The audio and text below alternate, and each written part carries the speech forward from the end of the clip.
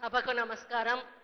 ఈరోజు జహీరాబాద్ గడ్డ మీద మన ప్రియతమ ముఖ్యమంత్రి గారు ముఖ్య అతిథిగా విచ్చేసి మరి వేదిక మీద కూర్చున్నటువంటి పెద్దలందరికీ, వేదిక ముందు కూర్చున్నటువంటి సోదర సోదరీమణులకు, పత్రికా మిత్రులందరికీ కూడా నా యొక్క హృదయపూర్వక నమస్కారం.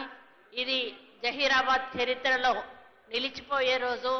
ఎందుకంటే వివిధ కార్యక్రమాలకు మరి శంకుస్థాపన చేసి ఈరోజు ఎన్నో కార్యక్రమాలను మీకు అందించి ముఖ్యమంత్రి గారు ఈ కార్యక్రమాన్ని ఉద్దేశించి మరి ఇక్కడ ప్రసంగించడానికి రావడం జరిగింది.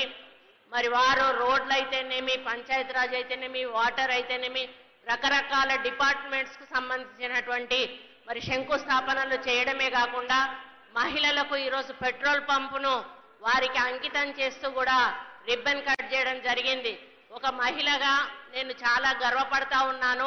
ఎందుకంటే ఏ కార్యక్రమం చేసినా కూడా మహిళలు వాళ్ళ కాళ్ళ మీద వాళ్ళు నిలబడాలి, వాళ్ళే కుటుంబాన్ని పోషించాలి, వాళ్ళు 4 పైసలు వాళ్ళ దగ్గరే ఉండాలి, అప్పుడే సంసారం సంతోషంగా ఉంటుంది అనేటువంటి ఆలోచనతోటి మన ముఖ్యమంత్రి గారు బస్సులు రెంట్కి ఇవ్వడం కానీ, మొన్ననే గిరి వికాస్ అనే ప్రోగ్రామ్ని కూడా మహిళలకు ఎలక్ట్రిసిటీ ఉత్పత్తి అంటే సోలార్ విద్యుత్ ఉత్పత్తి చేసే అవకాశాన్ని ఇవ్వడం, ఈరోజు పెట్రోల్ పంప్ ఇవ్వడం, బస్సులు కూడా కిరాయికి ఇచ్చి నడిపించడం, అదే కాకుండా ప్రతి మహిళను కూడా కోటీశ్వరాలని చేస్తానని ఈరోజు ముందుకు పోతున్న తరుణంలో మరి జిల్లా ఇన్ఛార్జ్ మహిళా మంత్రిగా నేను చాలా హ్యాపీగా ఫీల్ అవుతా ఉన్నాను.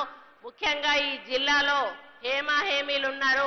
గత ముఖ్యమంత్రి గారు మరి ఇంకా ఆయన సెకండ్ లీడర్ అయినటువంటి వేరే నాయకుడు ఉన్నా కూడా ఇక్కడ కార్యకర్తలు, నాయకులు మరి ఎక్కడ కూడా తగ్గకుండా వారికి పోటీగా ఈరోజు ఈ జిల్లాలో పనిచేస్తా ఉన్నారని చెప్పడంలో ఎక్కడ అతిశయోక్తి లేదు.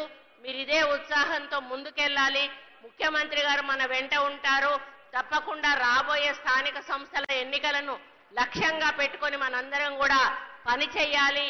ఆ యొక్క గెలుపును కూడా మనం ముఖ్యమంత్రి గారికి అంకితం చేయాలని కోరుకుంటూ ఇక్కడ విచ్చేసిన మీ అందరికీ, వేదిక మీద ఉన్న పెద్దలందరికీ కూడా పేరు పేరున హృదయపూర్వక ధన్యవాదాలు తెలియజేసుకుంటూ సెలవు తీసుకుంటా ఉన్నాను. జై హింద్. ధన్యవాదాలు మేడం.